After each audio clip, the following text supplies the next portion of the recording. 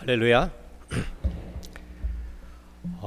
전에 몇 번 여기 완 적이 있기 때문에 그 얼굴이 낯설지 않은 그런 분들이 보입니다. 감사합니다. 그리고 요즘에는 그 선교사들을 좀 이렇게 초청하는 걸 기피하는 현상이 있다는 얘기를 들었는데, 우리 송 목사님께서는 선교사 전에 하셨고, 그래서 그런지 용감하게 선교사를 이렇게 초청을 합니다. 감사를 드립니다. 대개 선교사들 오면은 그 후원 부탁한다고 그런 얘기 많이 하니까 부담스러워서 잘 초청 안 하는 것 같죠? 제가 개인적인 얘기를 좀 하나 하겠습니다. 제 이름이 한국말로 이영기입니다. 그런데 어릴 때 이 다른 애들이 놀리는 거예요. 연기가 이게 연기하고 비슷하잖아요. 그래서 연기통 하면서 막 놀리는 거 그게 싫어가지고 내 이름을 엄청 싫어했습니다. 그래서 내가 중학교 때 내 이름을 내 스스로 바꾸겠다. 부모가 지어준 이름이지만 내가 이름을 바꾸겠다 하고서 한 40가지도 더 이렇게 선택을 해가면서 이름을 스스로 접었어요. 이렇게 접어도 불만스러워, 저렇게 접어도 불만스러워. 결국에는 이름을 바꾸지 못하고 그대로 가지고 있습니다. 제가 미국에 오니까요, 제 이름을 영어로 쓰잖아요. 그래서 영기리 이렇게 쓰는 거예요. 그러니까 영 그럴 것 같으면 여러분 잘 알다시피 영어에서 뭐가 생각나요? 젊다, 어리다, 그 영기리 그렇게 되는 거예요. 그래서 나쁘지 않다 그런 생각을 했습니다. 자, 그런데 제가 중국에 갔습니다. 중국에 갔더니 제 이름이 리룽지 이렇게 돼요. 리룽지가 어떤 사람들에게 연상을 하게 하냐면요, 중국에서 가장 크게 자부심을 느끼는 것이 뭐냐? 당나라입니다. 당나라 때에 중국 문화의 전성기가 있었다고 생각을 하는 거예요. 근데 그때에도 가장 전성기로 이렇게 꼽는 것이 언제냐면 당나라 현종, 여러분 알기 쉽게 얘기할 것 같으면 양귀비 알죠? 이 양귀비가 얽혔던 그 황제가 있을 때가 피크입니다. 전성기예요. 근데 그 황제의 이름이 리룽지예요. 제 이름을 딱 소개하면 이 사람들은 옛날 그 황제를 딱 떠올려가지고 그냥 제가 위험이 있는 사람이 되는 거예요. 할렐루야. 그런데 한 번은 제가 이름을 소개했더니 어떤 사람이 우리 크리스찬 모임에서 이런 얘기 하는 거예요. 그 리룽지 그 무슨 의미입니까? 혹시 그리스도를 영화롭게 한다는 그 영화영자에다가 그 터기자가 중국에서는 기독교 할 때 기독할 때의 그 지도예요. 그래서 그리스도를 영화롭게 한다는 의미입니까? 이렇게 묻는 거예요. 근데 그 해석을 딱 들으니까 내가 내 이름이 너무 좋은 거 이게요. 그래서 그리스도를 영화롭게 하는 사람 얼마나 좋습니까? 할렐루야. 오늘 제가 이 사도행전이 본문을 택하면서 오늘 이 본문을 택하면서 여러분에게 말씀을 증거하려고 하는데, 제목은 내 증인이 되리라. 그 주님께서 하신 말씀이죠. 이 말씀을 전하려고 하는데, 제가 오늘 여기서 기도하면서 한 가지 마음에 떠오른 게 있어요. 그게 뭔가 하면은 제 영어 이름이 영키리인데, 제가 OMS라고 하는 미국 선교단체에 소속해서, 그리고 우리 미주 성결교회 소속해서 일을 하기 때문에 영어로 다 소개를 합니다. 그래서 영폴리가 되는 거예요. 그래서 제가 소개할 때 어디든지 나는 forever 영이다. 항상 나는 젊은 사람으로서, 그리고 사도 바울이 초대교회 사도 바울 있지 않습니까? 그 사도 바울이 선배면은 나는 항상 영폴리다. 이렇게 소개를 합니다. 자, 그런데 여러분 생각해 보세요.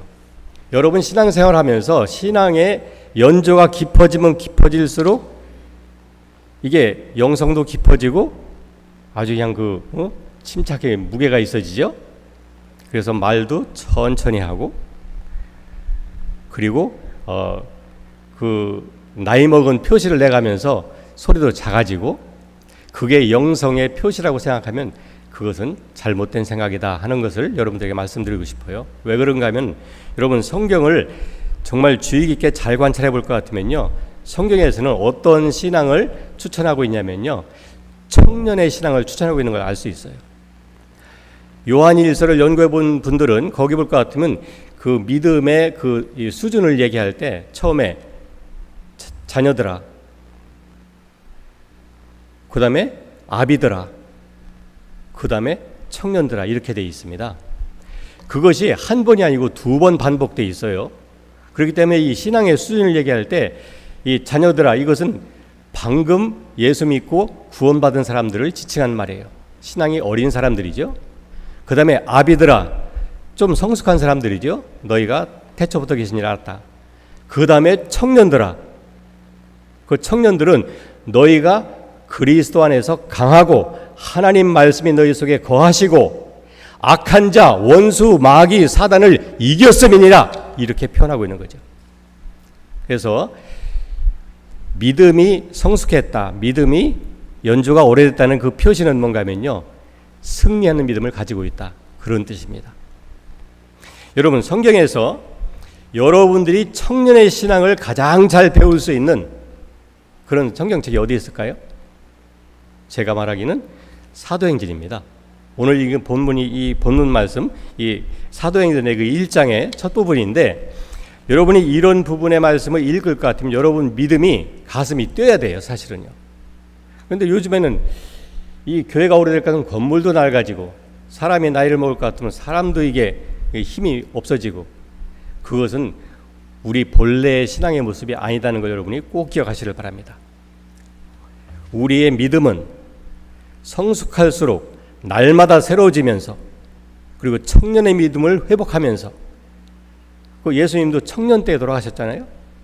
천국에 갈 것 같으면 나이 먹은 사람이 없어요. 여러분 죄송하지만 그 천국에서는요 100세에 죽는 사람을 어린아이라고 한다고 했어요. 들어봤죠? 100세에 죽는 사람이 어린아이래. 여기 100세 넘은 분 계셔요? 여기 다 그 믿음의 눈으로 볼 것 같으면 다 어린애들입니다. 하나님 앞에서 정말 생명이 왕성하게 일어나고 있는 그런 어린아이들이란 말이죠. 그래서 오늘 이 성경 본 말씀을 제가 하고 싶은 얘기가 너무 많지만 여기에 다 들어있어요. 예수님의 죽으심도 있죠. 예수님의 부활하심도 있죠. 그 예수님이 40일 동안 하나님 나라에 대해서 강론하신 것도 있죠. 그 다음에 마지막 분부하시면서 우리의 사명을 읽게 해주신 그런 내용도 있죠. 그래서 예수님의 죽음, 부활, 승천, 재림까지 다 들어가 있어요. 자, 그리고 그 키버스라고 할 것 같으면은 사도행전 전체를 이제 끌고 가는 그런 키버스가 있다고 하면은 1장 8절입니다. 뭐 여러분 잘 아시죠? 오직 성령이 너에게 임하시면 너희가 권능을 받고, 이 권능이 어떤 권능일까요? 이것은 우리를 새롭게 하는 권능입니다. 죄 짓는 사람은 더 이상 죄 짓지 않고 살아갈 수 있는 새로운 능력, 그리고 우리가 무력하고 나약한 사람들이 정말 새 힘을 받아가지고 독수리 날개침에 올라감 같으며 달려가도 피곤치 않고 걸어가도 고단치 않는 그런 신앙을 가지는 것, 그것이 성령이 임할 때 여러분들에게 나타나는 현상입니다. 그렇잖아요. 여러분 생각해 보세요. 그 예수님의 그 제자들, 특별히 그 12제자들, 예수님이 무참하게 십자가에서 처형당했을 때 그들은 완전 좌절했습니다. 그렇잖아요. 절망했어요. 그리고 이제는 완전히 끝났다. 그리고 유대인들 자기들도 잡아다가 죽일까 봐 겁이 나서 전부 문을 걸어잠그고 숨어 있었잖아요. 그런데 예수님이 돌아가신 지 사흘째 되던 날 예수님이 죽은 자 가운데서 부활하셔서 그들이 초청하지 않았는데도 불구하고, 문을 꽝꽝 닫았는데도 불구하고 그 자리에 찾아오셔서 너에게 평안이 있을지어다, 그 안부 인사하시고, 그들이 아직도 불안해하니까 2번씩이나 너에게 평강이 있을지어다 축복하시면서 예수님이 내가 정말로 죽었다가 살아난 너희들의 바로 그 선생, 그 주님이다 라고 알려줬어요. 여러분과 제가요, 언제 여러분 신앙이 실제적이 됩니까? 언제 여러분 신앙이 정말 믿음의 힘을 받고, 그리고 언제 여러분들이 정말 용기 백배하는 그런 상황이 벌어집니까? 여러분들은 어떤지 모르지만 저 같은 경우에는요, 예수님께서 지금도 살아계신 것을 내가 확인하는 순간 난 그런 그 놀라운 부흥을 경험했습니다. 저는 이렇게 생각했어요. 이건 대학교 때 일입니다. 여기 대학생들도 있는 것 같은데 이 대학교 4학년 때 일이었어요. 그때 제 인생은 너무나 어두웠고 완전히 정말 그 절망 가운데 있었죠. 그 길을 잃어버린 양처럼 헤매고 있는 그런 상황 가운데서 오늘 주님이 그냥 일방적으로 찾아왔어요. 그 뭐 여러분들이 아주 신비하게 생각할 것 같아서 그냥 아주 솔직하게 말씀드릴게요. 제가 한 번은 그 대전이라고 하는 그 한국의 중간에 있는 그 도시에서 길을 걸어가고 있는데 갑자기 어떤 능력이, 아주 신기한 능력이 나를 향해서 돌진하는 거예요. 그래서 근데 순간 내가 그 마음속에 생각하기를 저 능력이 나한테 떨어지면은 나는 길바닥에 쓰러지겠다, 그런 생각이 들었어요. 그래서 이 능력이 나를 향해 달려오는 것을 느끼는 순간 나는 피했죠. 근데 피했는데 내가 피하는 속도보다 이게 나한테 내려오는 속도가 더 빨랐어요. 그래서 이 능력이 나를 통과했습니다. 근데 다행히 내가 길바닥에 쓰러지지 않았어요. 그런데 그 순간 내가 갑자기 내 인생이 속속들이 다 보이는 거예요. 마치 그냥 빛 가운데 내가 완전히 다 드러나는 것처럼 이렇게 다 보여서 내가 회개도 많이 했는데요. 근데 이건 회개의 종류가 달라. 내가 이 문제 덩어리요, 이 죄 덩어리인 것이 느껴지면서 그러면서 내가 너무너무나 당황해갖고요. 옆에 길 가는 사람들은 내가 어떤 일을 당하고 있는지 모르죠. 근데 나는 그냥 얼굴이 뻘개져가지고요. 그래서 그냥 부지런히 서둘러가지고 집으로 돌아온 거예요. 돌아오자마자 문을 열고 방에 들어갔어요. 방에 들어가자마자 그냥 무릎 꿇고 그렇게 고백했습니다. 하나님, 내가 이런 사람입니다. 내가 어떻게 할 수가 없어요. 하나님, 용서달 만도 못했어요. 하나님, 내가 이런 사람입니다. 내가 어떻게 할 수 없어요. 그런데요, 그때에 아주 분명한 목소리로 나한테 누군가 말을 하더라고요. 난 눈을 감고 있었는데, 기도했는데, 너의 죄 사함을 받았느니라. 그런데 이렇게 눈 감고서 무릎 꿇고서 기도하다가 그 소리가 딱 들리는 순간에 내가 눈을 번쩍 떴어요. 왠가 내 앞에 누가 와 있는 것 같아서.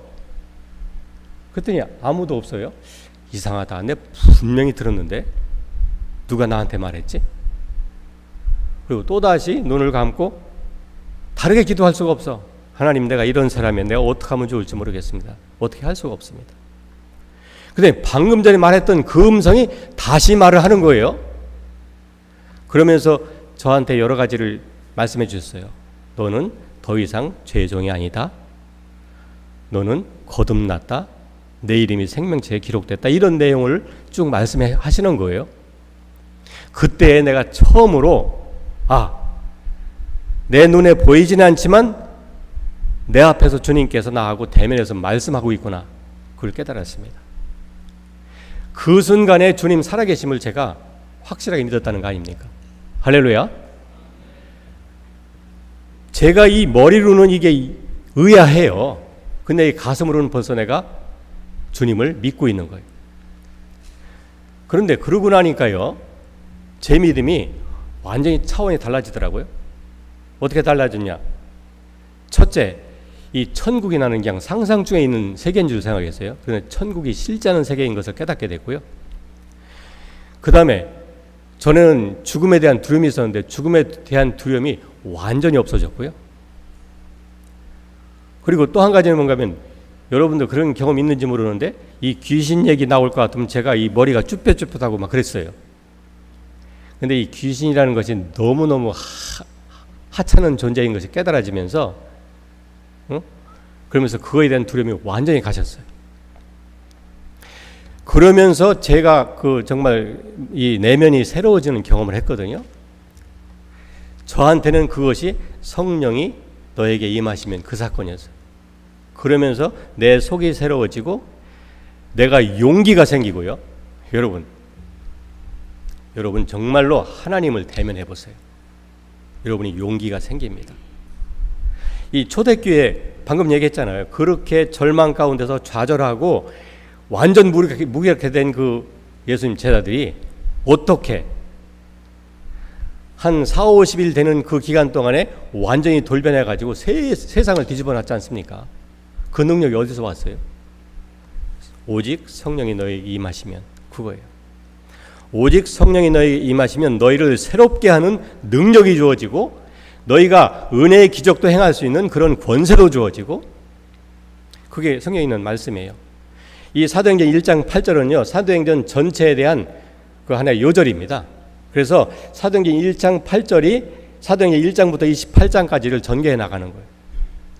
그래서 이 정말로 성령이 충만한 사람들이 하는 행동이 어떤 것인가, 그것을 보려고 하면은 사도행전을 연구해 보세요. 읽어 보세요. 그냥 듣기만이라도 한번 해보시라고. 그럼 여러분 믿음이 정말로 새롭게 되는 것을 느낄 수가 있습니다. 그래서 오늘 제목이 내 증인이 되리라, 그 말씀이에요.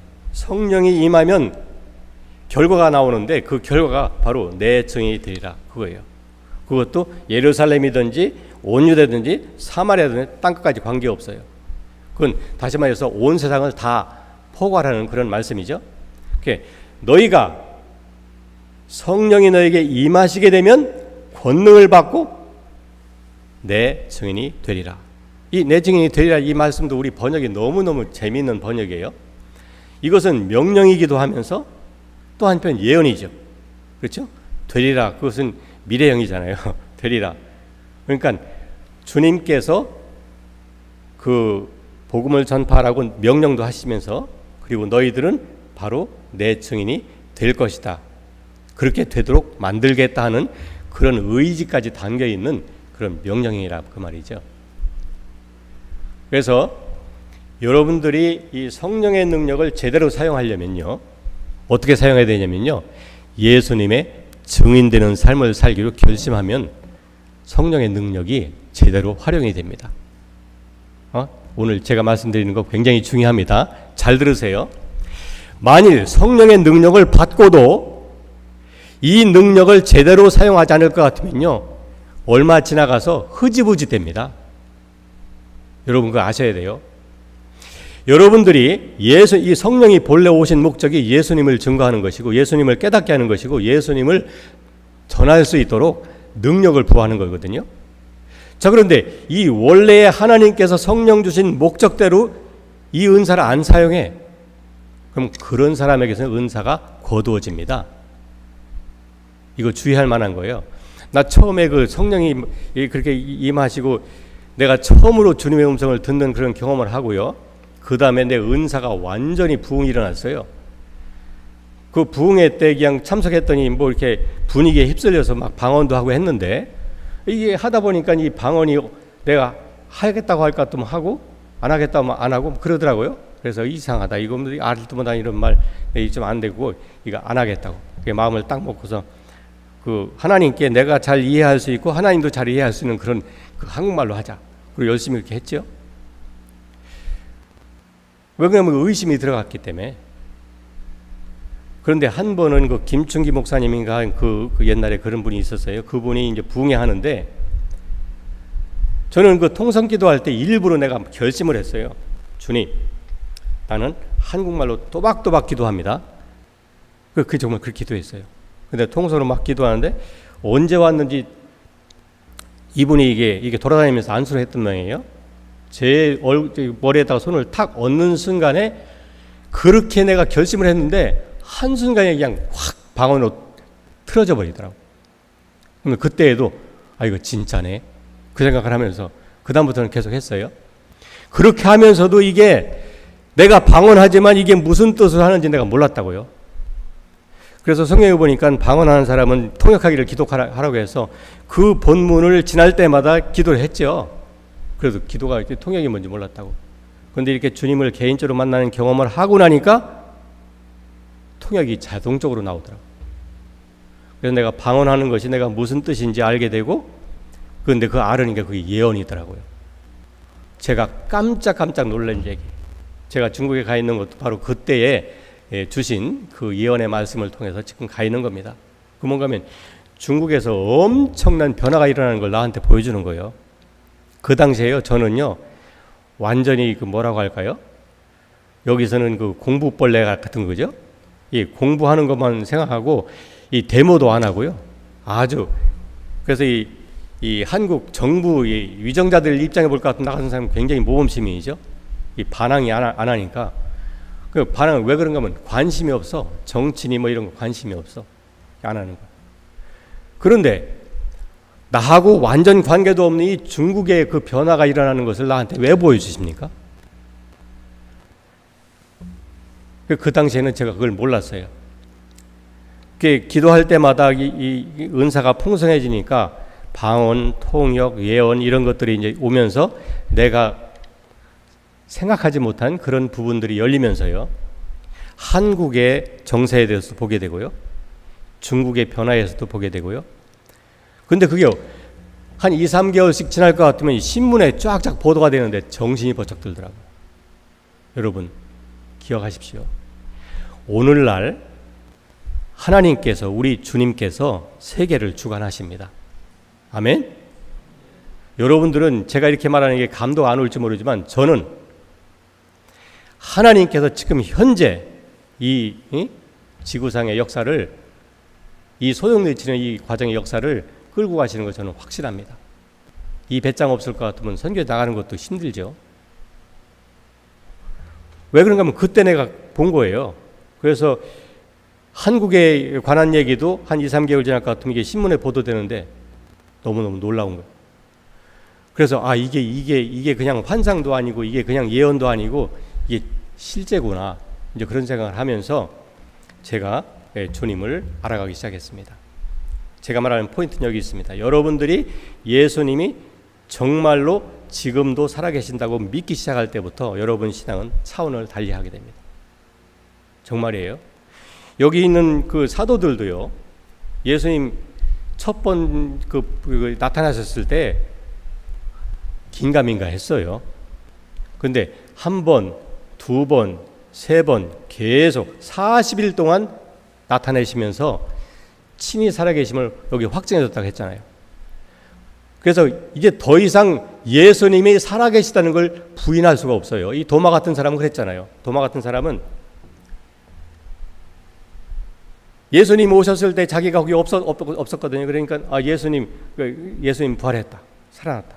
그러니까 난센스. 난 못 믿겠다.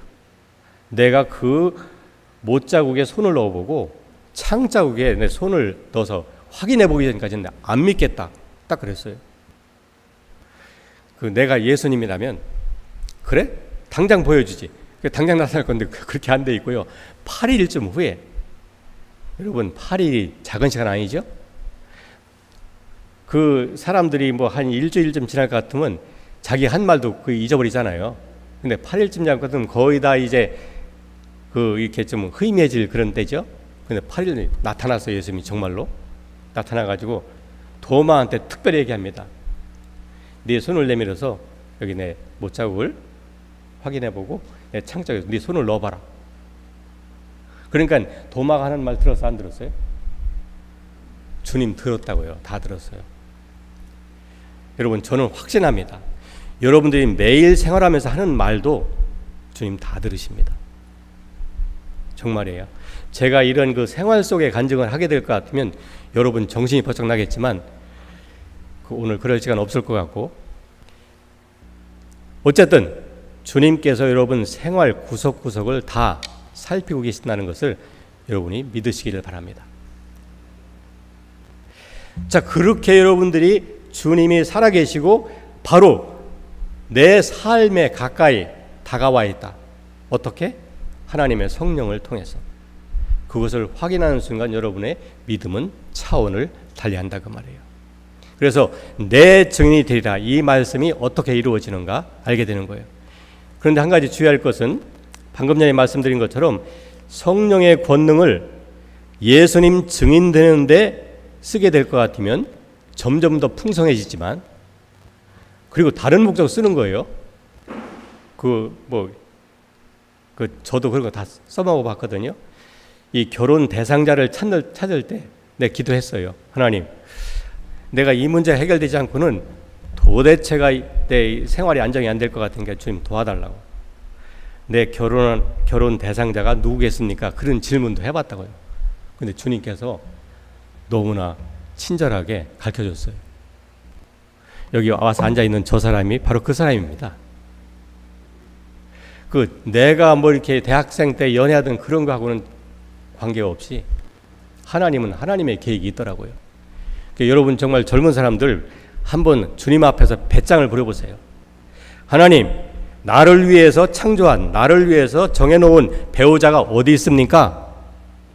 한번 도전적으로 한번 주님 앞에 질문해 보세요. 여러분, 주님께서 대답하실 수 있습니다. 그리고 여러분 성경을 잘 읽어보세요. 성경이 우리의 하나의 교과서 아닙니까? 성경 읽을 것 같으면 어떤 문제든지 주님께 가지고 나와서 질문했을 때에 예수님께서 그 문제는 내가 생각해보면 못다. 그건 너무 어려운데? 다음에 내 연구한 다음에 가르쳐 줄게. 그렇게 말한 적이 있습니까? 없어요. 하나님은요, 내가 질문하면 대답하시는 하나님. 그렇게 믿으면 복이 될 줄로 압니다. 제가 말하는 게 아직도 미심쩍을 것 같으면 여러분 하박국이라는 선지자 있어요. 하박국 선지자는 하나님 앞에 질문하고 답을 계시로 받은 사람들이에요. 여러분 크리스찬 우리 여러분들이 믿음을 좀 이렇게 야성적으로 가지고 이렇게 믿음을 좀 새롭게 하려면요, 그러한 좀 도전적인 그런 그 믿음의 정신을 가지는 게 좋아요. 그래서 하나님께 어떤 문제든지 여러분이 정말 고민하는 문제 있을 것 같으면 하나님 앞에 여러분 솔직하게 그리고 아주 진실하게 충성되게 질문하세요. 그리고 의심하면서 뭐 이렇게 갱가민가 하면서 그렇게 하지 마시고 여러분이 질문한 것을 하나님이 어떻게 응답하시는가를 관찰하면서 기도해 보세요. 반드시 응답하십니다. 자, 그래서 그 성령의 권능이 임했는데 그것을 예수님 증인되는 목적으로 사용되면 점점 왕성해지지만 그렇지 않고 다른 목적으로 사용하면 예를 들어 생활 문제 해결하는 이런 거로 쓸 것 같으면요, 점점 희미해져가 나중에는 없어져 버립니다. 이 교회도요, 잘 들으세요. 이 교회도요, 주님께서 말씀하신 이 마지막 분부 내 증인이 되리라 하신 이 말씀을 여러분들이 비전으로 잡고 이 말씀을 위해서 움직이기 시작할 것 같으면요, 여러분 주변에 은혜의 기적이 널리게 됩니다. 할렐루야. 제 말씀이 그런가 하는가 한번 테스트 해보세요. 테스트 해보시라고요. 제가 중국에 있는 얘기를 좀 하겠습니다. 우리 송 목사님이 제가 설교 잘못하는 줄 아시고 오늘 설교하려고 하지 말고 간증 좀 하시라고 그러시더라고요. 그래서 또 그 말씀도 제가 순종하려고 합니다. 중국 얘기를 좀 할게요. 이 중국의 상황은 여러분 알다시피 그렇게 낙관적인 그런 상황이 아닙니다. 어렵습니다. 핍박이 상존하고 있고 그리고 통제 감시가 있어서 어렵습니다. 자, 그런데 예수님을 증거하겠다는 그런 목표를 설정하고 이 목표를 위해서 내가 움직이게 될 것 같으면 하나님이 지키시는 것을 제가 경험을 했습니다. 한 번은요, 제가 거기 가서 사역을 시작한 지 얼마 안 됐을 때에 이 모임을 한 2개 모여가지고서 거기서는 크게 모일 수 없어요. 그래서 한 15명 정도 모이면 분리하고 이렇게 해서 소그룹 하는데 연합 수련회를 한다고 한 서너 군데 모였더니 한 40명 모였어요. 그래서 모여서 대학생들 중심인데 이렇게 모여서 이제 하는데 이게 중국의 대학생들은 하도 이상해서요, 자기 학년, 자기 클래스만 교제를 하지 그 외에는 교제를 안 하는 거예요. 그래서 과가 다르면은 교제를 안 하고 같은 학년이라도 학년을 넘어서는 아예 상종을 안 하고, 그래서 이 사람들이 이게 완전히 이렇게 통제 감시 그런 체제에서 오래 익숙해서 그런지 이 교제의 폭이 너무 좁은 거예요. 그래서 미술과가 한두 명이 나오기 시작할 것 같으면 그 미술과 애들만 쪼로록 나와서 예배를 드리고 다른 과는 나오지도 않아. 그러니까 이게 좀 이상하다. 그래서 이걸 패턴을 좀 깨야 되겠다 그런 생각을 하고 제가 그랬어요. 미국에도 그렇고 이 한국에도 그렇고 이 대학생들은 두루두루 교제를 한다. 자기 과 애들만 교제도 안 하고 다른 과 애들하고 교제하고 심지어는 다른 학교 아이들하고도 교제를 잘한다. 그러면서 우리 크리스찬들은 교제를 넓혀 나가는 것이 이게 큰 특징이니까 우리 한번 이 패턴을 깨자. 그래서 이 하나의 그 파티를 하기로 했어요. 교류 파티를 하겠다고 이제 설정해 놓고 초청을 한 거예요. 그랬더니 이렇게 초청을 해서 초청장을 만들었습니다.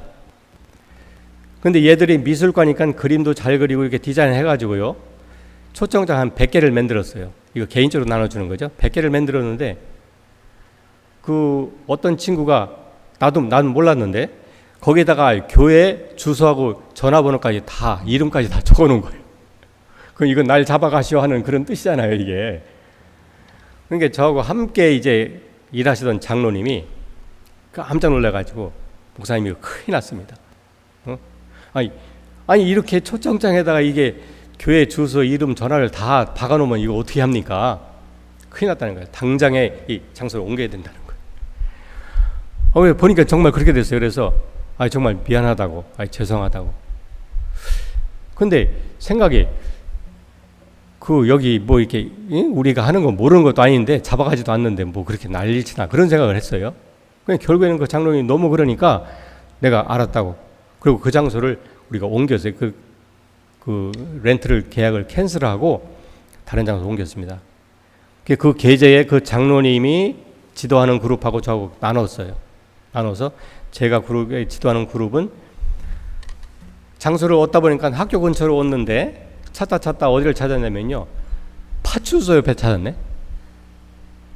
경찰이 항상 거기서 근무하는 파출소 옆에다 찾았어요, 그게. 근데 처음에는 난 그것도 몰랐죠. 그 당시에는 내가 그 말도 그렇게 유창하게 통하는 것도 아니고 그래서 잘 몰랐죠. 나중에 알고 보니까 그 파출소를 항상 지나가게 돼 있어요. 거기에서 제가 1년 이상을요, 매주일 찬양하고 기도하고 다 난리를 쳤는데도 아무도 시비 거는 사람이 없었어요. 할렐루야. 저는 중국에서 하나님께 약속했습니다. 하나님, 저를 도와주세요. 도대체 이 복음을 전하러 왔는데 복음을 전할 생각들을 안 하는 거예요. 중국 사람도 그러고 안 하는 거예요. 이게 무슨 안전 문제 그런데 근데 그것만 그렇게 안전만 따지고 앉았을 것 같으면 이게 뭐가 됩니까? 하나님께 기도해서 하나님, 뭐 나는 뭐 여기서 뭐 징계를 해봤자 추방인데 나를 도와주세요. 나를 봐서는 안 될 이 공항 같은 사람들은 눈을 가려서 싹 가려서 못 보게 하시고, 나를 알아봐서 유익할 사람들에게는 눈을 열어서 보게 하시고. 그 성경에 있잖아요. 엘리사가 기도할 때 저들의 눈을 멀게 하옵소서, 멀게 해주시고, 열어주옵소서, 열어주시고. 그 생각이 났어요. 그래서 하나님 그렇게 해달라고 그렇게 기도했어요. 그런데 여러분, 제 얼굴을 잘 보세요. 제 얼굴이 한국 사람 같습니까? 중국 사람 같습니까? 제가 이 얼굴을 가지고 경찰 옆에 있는 데서 전도를 해도 이 사람이 나를 외국인으로 못 보는 거예요, 진짜로. 그럼 내가 미국에서 왔다고 난 미국 사람이라고 얘기해도 안 믿어, 선생님들이. 얼마나 감사합니까? 그래서 전도를 하기 시작했는데요. 제가 그 한국에서도 있었고, 이 미국에서도 있었고, 그 태국에서도 있었고, 이 중국에 있는데, 복음에 대한 그 반응이 긍정적인 거로 따질 것 같으면 중국 같은 데가 없습니다. 내가 단적으로 얘기할 것 같으면요, 내가 100명을 전도를 했다고 하면은 개인적으로 그게 함부로 전도를 안 하죠. 미리 좀 이렇게 알아두고 그다음에 전할 수 있는 그런 분위기가 만들어질 때 하지만, 그렇게 해서 복음을 제시해서 거절한 사람이요 100명 중에 5명도 안 됩니다. 한 50명까지는요 전도하는 족족 다 믿는 거예요. 할렐루야. 나 이런 반응을 세상에 본 적이 없어요. 그 후에는 내 능력이 떨어졌는지 거절하는 사람들이 생기더라고. 근데 이렇게 복음에 대한 반응이 긍정적인 데는 찾아보지 못했다, 그 말이죠. 자, 그런데요, 어떻게 됐는가 하면은 이 장로님이 하던 그분은 이제 커피숍을 만들어서 이렇게 그 복음을 전하는 그런 기회를 삼았고요. 저는 그냥 성경 가르치고 복음 전하고 하는 그런 직접적인 방법으로 했고요. 그런데 그분이 커피숍 2개 만들어서 하다가 공안이 덮쳐가지고요. 한 개는 몰수하고 한 개는 그 직원들을 몽땅 다 일을 못하게 만들어놔가지고 2손 다 들고 떠났습니다. 근데 난 아직까지도 있잖아. 그래서 이게 우리가 피한다고 피해지는 것도 아니고요. 내가 볼 때는요. 이것은 이 내 증인이 되리라는 이 주님의 말씀, 이 말씀 붙들고 나아가면 주님이 역사하시는 거예요. 제가 이렇게 하다 보니까요. 어떤 일이 있었냐면요. 하나님이 보너스도 주시대요. 이 보너스가 뭔가면요. 제가 2015년입니다. 그러니까 지금부터 한 3년 전 되네요. 그때 안식년으로 해갖고 한국에 잠깐 들어와 있다가 중간 점검하러 제가 중국에 들어갔어요. 그때 한 몇 명 세례 주는 것이 있어서 제가 중국에서 한 공식적으로 한 5차례, 6차례 세례를 줬어요. 한 20여 명 세례를 줬는데 그러다 보니까 내 신분은 다 공개가 됐어요. 그래서 거기 가서 몇 명 세례 주는 사람이 있어서 그걸 준비시키려고 제가 나이가 먹으니까 나도 금식하는 게 조금 겁이 나서 금식을 가급적 안 하려고 합니다. 그래서 내가 금식을 안 하니까 내가 지도자는 애들이 금식을 하는 거예요. 아니 내 제자들이 금식하는데 내가 금식 안 하니까 너무 미안하더라고요. 그래서 제가 알았다. 내가 이걸 계속 피하고 있었는데 그 성령의 감동은 왔지만 내가 피하고 있었는데 너들이 금식하는 거 보니까 내가 안 되겠다. 그냥 같이 하자. 그래서 내가 3일 금식을 했습니다. 3일 금식은 간단한 거죠. 금식을 했는데 그 금식을 끝나는 날요. 주님께서 나한테 보너스를 줬어요. 나는 그냥 그 금식 세례 받는 사람들을 준비시키기 위해서 금식을 했는데 제가 이 어깨가 아파갖고요. 한 1년 이상 고생을 했습니다. 중국에서도 이게 혹과이라고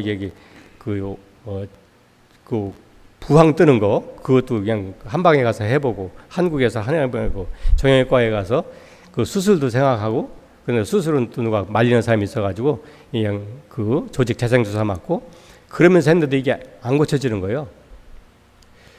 그래서 나중에 그랬어요. 아니 다른 사람들은 병 낫기로 해서 기도해주면서 내 병을 안 나니까 이게 좀 모양새가 안 좋더라고요. 그래서 하나님께 하나님 좋습니다. 이거 병원에 가서 잘 안 되니까 내가 이제 하나님께 이것을 맡기겠습니다.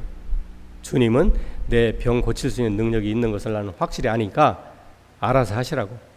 그리고 이것은 잊어버렸어요. 근데 그거 3일 금식하고 끝나는 날 아침에 성령께서요 제 마음속에다가 이렇게 말씀하십니다. 내가 내 어깨 고쳤다. 이렇게 하시는 거예요. 할렐루야.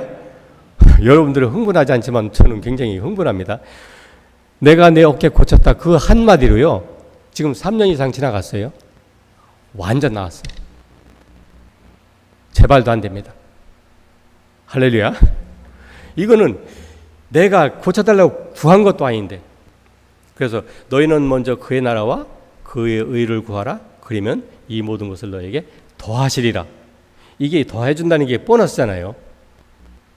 나는 그 애들 준비시키려고 한 3일 금식했다가 그냥 완전 예상 밖에 그냥 보너스를 하나 얻은 거예요.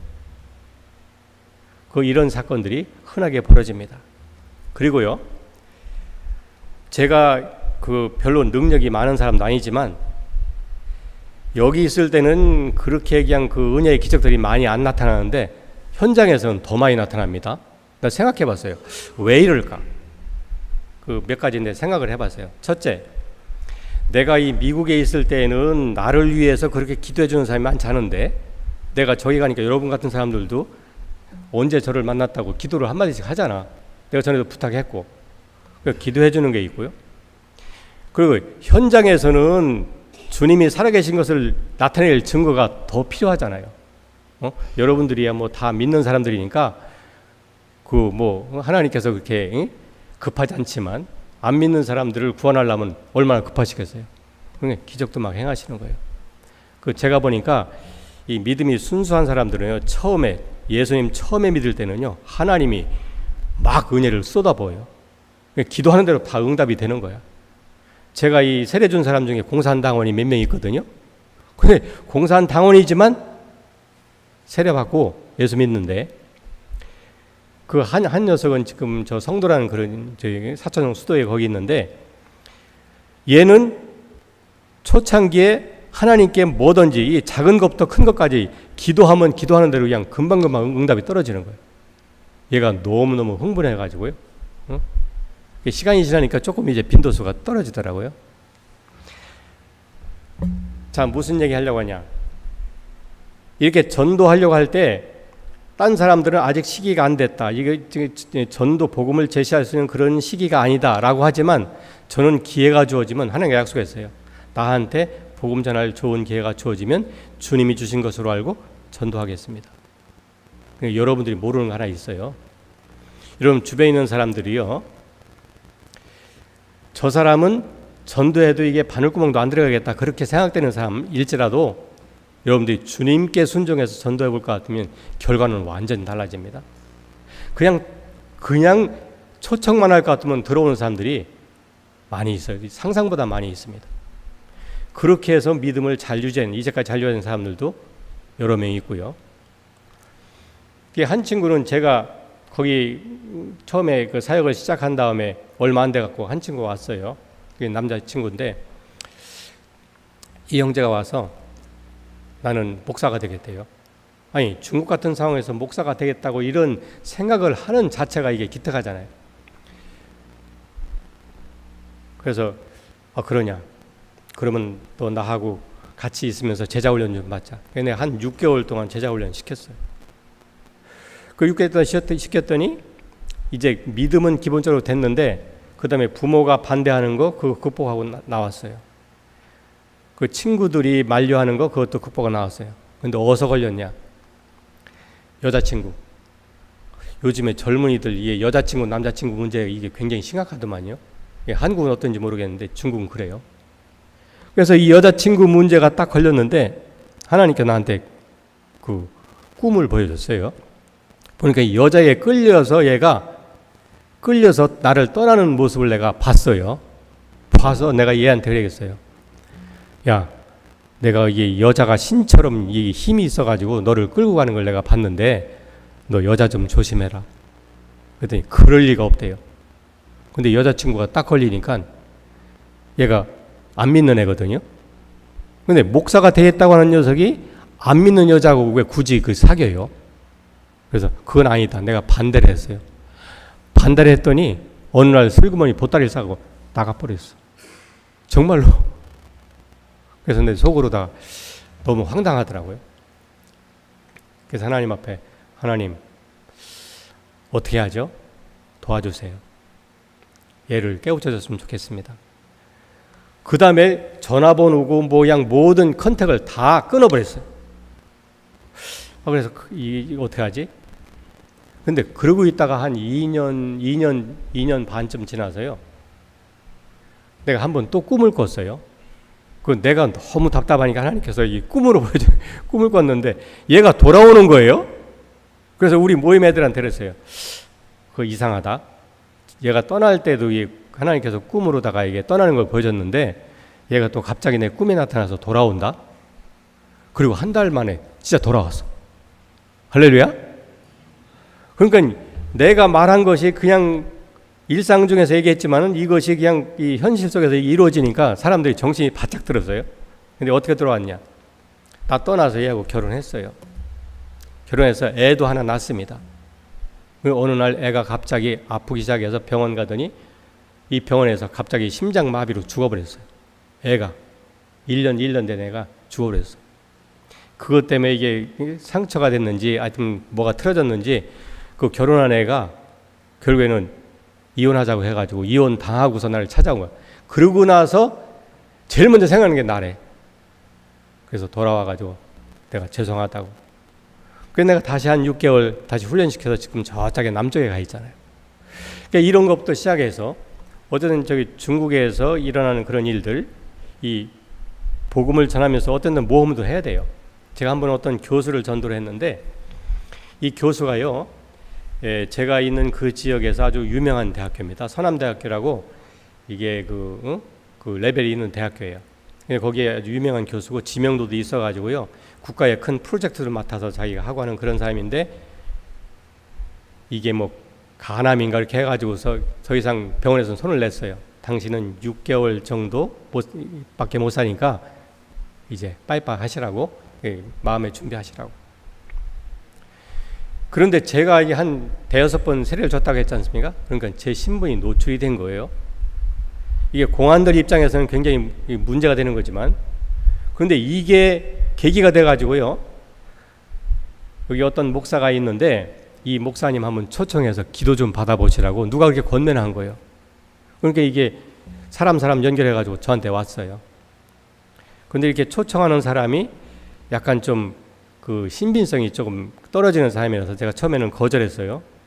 근데 이게 다급해서 기도해달라고 하는데 그 내가 이 거절하는 게 이게 아닌 것 같더라고요. 기도하고서 알았다고, 네 가겠다고, 기도해주겠다고. 그 안내를 받아 갔네요. 그 과정에서 제가 안내하는 그 자매 얘기를 들어보니까 이건 소망이 없어요. 그래서 마음속으로다가 이 사람한테는 그 병을 위해서 기도하는 것도 중요하지만 그 전에 내가 해야 될 것이 뭐냐면 복음을 전해야 되겠다. 어쩌면 마지막 기회가 될 수도 없으니까 복음을 전해야 되겠다. 그 복음을 전하기로 맘먹고서 갔어요. 거기서 뭐 따질 게 없죠. 거기 학교 기숙사, 거기 교수 숙소에 있었는데 거기 들어가서 거기 부인도 있고 그다음에 자매도 있고 나하고 이제 그 아까 얘기한 그 형제도 이렇게 5명이 앉아서 하는데 이 복음을 전하는 거예요. 그런데 이 복음을 전할 때 성령께서 얼마나 강력하게 임재하시고 역사하는지요. 거기 앉아있던 5명이 몽땅 다 정말 살아계신 하나님의 그 손길을 느낄 수 있는 정도로 그렇게 역사했어요. 그래서 예수님을, 이런 예수님 영접하시겠습니까? 그러니까 그 자리에서 무릎 꿇고 영접을 했습니다. 할렐루야. 이게 한 교수예요. 그래서 내가 그랬죠. 우리 크리스찬들은 내가 당신을 위해서 기도해 줍니다. 기도해주고 어쨌든 하나님께서 긍휼히 여겨서 낫게 해주시면은 우리 크리스찬들은 매주에 한 번씩 모여서 예배를 드립니다. 나오시겠습니까? 나오겠대요. 그렇게 다 하고서 그 다음에 돌아오면 생각해 보니까 우리 모임은 이게 몇 명 안 되는 작은 모임인데 이런 거물이 들어올 것 같으면 이건 굉장히 큰 사건인데 이건 너무 위험 부담이 커요. 그래서 걱정을 하고 있었는데 하나님이 그 걱정을 들으셨는지 그건 난 모르겠어요. 연락이 왔어요. 자기 몸에 상태가 이렇게 움직일 수 있는 그런 상태가 안 돼서 죄송하지만 제가 그 모임에는 못 나가겠습니다. 그러면서 연락이 왔어요. 한편 좀 마음이 좀 안 좋기도 하면서 한편은 안도감도 됐어요. 그러면서 조금 있다가 이 교수님이 그렇게 복음에 대해서 깨닫고 이렇게 영접을 했는데 불교 신자였거든요. 친구들이 와가지고 야, 너 왜 이제 와서 종교를 바꾸려고 하냐? 그러면서 막 푸시를 한 거예요. 그러니까 이게 불교로 다시 돌아가려고 하는 거예요. 그래서 이거 내가 헛농사졌네. 다시 여기 웨이신이라고 하는 글은 그 커뮤니케이션 툴을 가지고서 매일 성경 말씀으로다가 그 인터넷 온라인으로다가 교육을 시켰어요. 나중에는 그 우리 행위로 구원받는 것이 아니고 은혜로 구원받는 그 도리를 깨달았습니다. 그래서 우리가 그를 위해서 기도하면 상태가 좋아졌다. 돈은 많으니까 병원 미국에도 왔었어요. 미국에 와서 치료하려고 하다가 안 되고 한국에서 하고 한 1년쯤 지나서 결국에는 돌아가셨습니다. 전 속으로 생각해요. 만일 내가 전해준 복음대로 정말 예수님을 믿었다고 할 것 같으면 반드시 그 교수를 내가 천국에서 볼 거라고 생각이 돼요. 내가 만일 그 교수를 천국에서 봤다. 다른 어떤 사람보다 더 반가울 것 같아. 할렐루야. 예. 이런 것들. 이거는 사실은 그 내 신분이 공개가 됐기 때문에 발생한 사건이에요. 중국의 상황이 지금 아주 어렵습니다. 그래서 시진핑 그 주석이 등장한 다음부터 모택동 이래로 가장 어려운 시기라고 지금 얘기가 되고 있어요. 지금 여기 내가 한 달도 안 됐는데 여기 온 지 얼마 안 됐는데 여기 와 있는 기간 동안 연락이 왔어요. 그 우리에게 장소를 빌려주는 그 방 주인이 장소를 더 이상 못 빌려주겠대. 왜 그런가면은 기독교인 모임을 수용하는 그 방 주인한테는 세금을 한 5만 불, 6만 불 때리는 거예요. 그러니까 방 빌려주고 그런 일을 당하고 싶은 사람이 없잖아요. 그러니까 앞으로 이게 등록되지 않은 그 가정교회들이 계속 당할 그런 그 위협이에요. 그 지금 당장에 가면은 그 방 얻는 것부터 지금 생각을 다시 해야 돼요. 그 이런 상황이 지금 현재 벌어지고 있습니다. 그래서 제가 이 중국에서 이 전략적으로다가 이 학생들을 접근해서 복음을 전할 수 있는 그런 그 프로젝트를 하나 개발했어요. 그건 뭐냐면 영어라고 하는 툴을 통해서 이제 학생들을 접근하고 이 학생들만 아니라 학생들 부모까지도 상담해 가면서 거기서 형성된 관계를 가지고 복음을 전하는 이제 그런 프로젝트를 만들었습니다. 여러분, 이 프로젝트를 위해서 한번 기도해 주시기를 바랍니다. 그래서 제가 생각할 때 지금 현재 같은 이런 상황 가운데서는 거의 그 유일한 방법 중에 하나가 아닌가 싶은 생각을 하는 정도로 그런 방법입니다. 이 아이디어를 주신 하나님께 감사를 드리고 이것이 정말 정착이 되면은 이 복음 사역자들의 생활비를 해결하는 건 물론이고 그리고 계속해서 그 사역을 해나갈 수 있는 전략적인 그런 도구가 되겠다. 이제 그런 생각이 들어서 제가 기도 편지 나누고 이렇게 했는데 우리 송 목사님 제 기도 편지 여기서 소식을 나누시나요? 어디 계시죠? 예, 나눠주시고 기도를 부탁합니다. 이것을 우리가 그 학습 중심 학습센터를 하나 만들려고 하는데 그걸 위해서 좀 재정도 필요하고 그래서 기도를 하고 있습니다. 오늘 그 주일 예배골에서 너무 오래 여러분들에게 시간을 끌 수가 없어서 여기서 오늘 그 간증 선교 보고 마치도록 하겠습니다. 잠깐 기도하고 마치겠습니다. 하나님 감사합니다. 오늘 이 사도행전을 통해서 젊은 신앙이 무엇인지 그리고 승리하는 청년 신앙이 무엇인지 다시 한번 확인할 수 있으니 감사를 드립니다. 그렇습니다. 성령이 우리에게 임하시면 우리가 새롭게 되고 그리고 정말 예수님 증인된다는 이 귀한 말씀을 저희들 마음에 담습니다. 그래서 주님이 정하신 이 목표, 이 사명을 위해서 이 보스턴 중앙교회도 달려갈 수 있도록 축복해 주옵소서. 그래서 하나님의 놀라운 그 은혜의 기적들이 이 교회 안에서도 널려질 수 있는 그런 축복이 있게 해 주옵소서.